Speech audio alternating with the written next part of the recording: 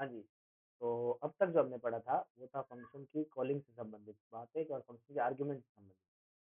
कुछ बात हम फंक्शन के रिटर्न के बारे में भी कर लेंगे, तो फंक्शन रिटर्न कैसे कर सकता है। तो एक फंक्शन बना लिए गए डेफ वन ए कॉमा बी कॉमा सी और रिटर्न ए प्लस बी। बस फिलहाल यहीं तक बात रखते हैं। वन को कॉल कर लेते हैं, वन एक वेरिएबल आगे रख लेते हैं, z is equal to one और प्रिंट कर लेते हैं जेड को। इससे पहले मुझे ए और बी सी की वैल्यू डालनी पड़ेगी यहाँ पर। One comma two comma three डाल देता हूँ और इसको प्रेस करके कॉल कर लेता हूँ।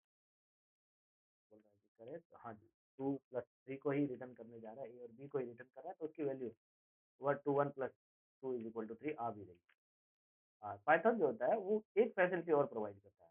वो क्या प्रोवाइड करता है कि सर आप दो से ज़्यादा वैल्यू भी रिटर्न कर सकते हो, एक से ज़्यादा वैल्यू भी, ए प्लस बी, ए प्लस सी को रिटर्न करें, जी बिल्कुल करें। और शर्त क्या है कि अगर एक ही वेरिएबल है तब तक तो काम सही है। फॉर एग्जाम्पल अभी एकदम काम सही है, पहले में 3 गया और दूसरे में ए प्लस सी, तो 3 प्लस 1 4 गया, तो 3 और 4 एक टपल बन के आ चुके हैं और प्रिंट हो चुके हैं। यहाँ तक तो बात सही है। पर अगर यहाँ पर अ, दोनों या तीनों वेरिएबल को अलग अलग वेरिएबल में स्टोर करना है, तब बात थोड़ी सी बदल जाती है। जैसे ए प्लस सी, बी प्लस सी रह चुका हमारे पास, हमने बी प्लस सी नहीं किया था, ये भी रिटर्न करें।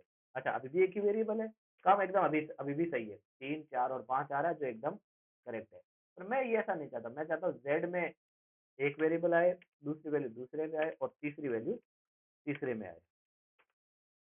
फिर से रन कर दे। अच्छा, अभी जेड को ही प्रिंट किया है तो जेड की वैल्यू प्रिंट हो रही है, तो one plus to three print हो रहा है। बाकी दो प्रिंट नहीं किया तो उनको भी प्रिंट कर लेते हैं भाई, वाई और उल्टा करते हैं हम, x comma y comma z को प्रिंट करते हैं। तो क्या वैल्यू, हाँ 5 4 और 3 हो रही है, x comma y comma z. क्यों? क्योंकि एक्स में वैल्यूज आ रही है बी प्लस सी की, जिस ऑर्डर में यहाँ से रिटर्न हुई है वैल्यू उसी ऑर्डर में यहाँ पर भी अनपैक होगी। क्योंकि जो फंक्शन है डेफ वन नाम का फंक्शन, ये 3 वैल्यूज रिटर्न कर रहा है, तो जिस ऑर्डर में रिटर्न कर रहा है उसी ऑर्डर में अनपैक होगा। ए प्लस बी, तो ए प्लस बी की जो वैल्यू थी वो, क्योंकि पहली वैल्यू थी तो पहले वेरिएबल में, दूसरी वैल्यू ए प्लस सी की दूसरे वेरिएबल में, तीसरी वैल्यू बी प्लस सी की तीसरी की और तीसरे वेरिएबल में, है ना। तो इस टाइप से वैल्यू जा रही है। सबसे पहले मैंने एक्स वाई जेड को प्रिंट करता है, एक्स में कौन सी वैल्यू आ रही है, तीसरी, तीसरी कौन सी है, बी प्लस सी की, बी कितना है 2 और 3, 2 और प्लस 3 कितना था 5, एक्स की जगह 5 हो रहा है, फिर 4 और फिर 3 प्रिंट हो रहा है। तो जिस ऑर्डर में डाली उसी ऑर्डर, अच्छा जितनी वैल्यू रिटर्न हो रही है उतनी सामने अनपैकिंग के लिए वेरिएबल हो ही, इस बात की भी नेसेसिटी है।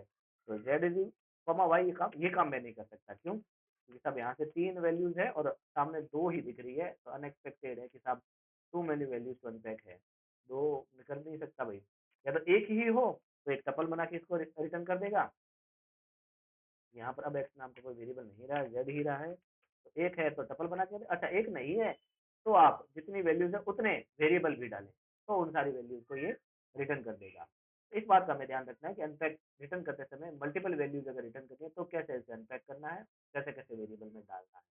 रिटर्न करने के लिए एक्सप्रेशन कर सकते हैं, यहाँ पर वैल्यूज आ सकती है, वेरिएबल जो भी आप यूज लेना चाहें वो यूज ले सकते हैं, इसकी कोई कंपल्शन पाइथन में नहीं है।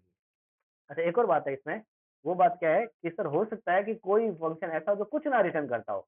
फॉर एग्जांपल मेरा ये फंक्शन जो सिर्फ ऐसा ही है, डेफ वन कुछ आर्गुमेंट ले या ना ले उससे कोई फर्क नहीं पड़ता, रिटर्न कुछ नहीं कर रहा है, सिर्फ प्रिंट कर रहा है हेलो।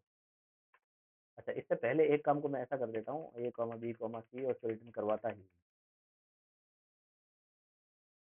ठीक है भाई। अच्छा, प्रिंट एक्स वाई जेड की जगह मैं सीधा भी कॉलिंग लिख सकता हूँ, one one comma two comma three की कॉलिंग करे और इसको सीधा सीधा प्रिंट कर दे। कि अब सीधा सीधा प्रिंट ही करना है, तो 3,4,5 नाम की एक टपल है जो वो प्रिंट हो रही है। अच्छा, यहाँ पर इस प्रोग्राम में जो मैंने 3 वैल्यूज रिटर्न की और तीनों वैल्यूज प्रिंट फंक्शन ने प्रिंट ही कर दी है। क्यों? क्योंकि तीनों वैल्यू रिटर्न हुई है। अच्छा, रिटर्न हुई है इसीलिए ही प्रिंट फंक्शन इन्हें पकड़ पाया, नहीं तो प्रिंट फंक्शन इन्हें पकड़ ही नहीं पाता। वैल्यू आई है उसे क्या करना है, प्रिंट करना है। तो वेरिएबल में नहीं डालना, नहीं सर, सीधा प्रिंट कर दो, सीधा प्रिंट किया इसने 3,4,5 में। अच्छा, अगर कुछ रिटर्न ना करता तो फॉर एग्जाम्पल यहाँ पर ये सिर्फ प्रिंट करता है हेलो, तो क्या कुछ भी प्रिंट नहीं होता? जी प्रिंट तो होता। क्यों होता? क्योंकि जो फन फंक्शन की कॉलिंग है वो हुई है, कॉल हुई है, तो यहाँ पर जाएगा, यहाँ पर जाने के बाद इस स्टेटमेंट को एग्जीक्यूट तो करेगा, हेलो को एग्जीक्यूट करेगा, हेलो तो प्रिंट होगा।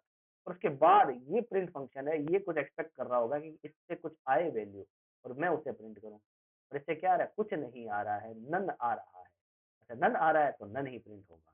कि कोई वैल्यू नहीं आती है, कुछ वैल्यू नहीं होती है तो वो नन होती है। तो हेलो जो प्रिंट हुआ है वो तो इस स्टेटमेंट से प्रिंट हुआ है, फंक्शन की बॉडी के अंदर से।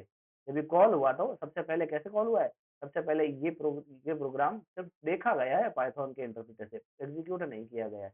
जब हमने यहाँ पे कॉल किया है 1 2 3 तब ये यहाँ पर गया है और इसे एग्जीक्यूट किया। तो 1 प्रिंट हेलो उस सब एग्जीक्यूट हुआ है। तो पहले हेलो एग्जीक्यूट हो गया और उसके बाद ये प्रिंट फंक्शन कुछ एज्यूम कर रहा है कि साहब आपने फंक्शन को प्रिंट में डाला है, इसका मतलब क्या है?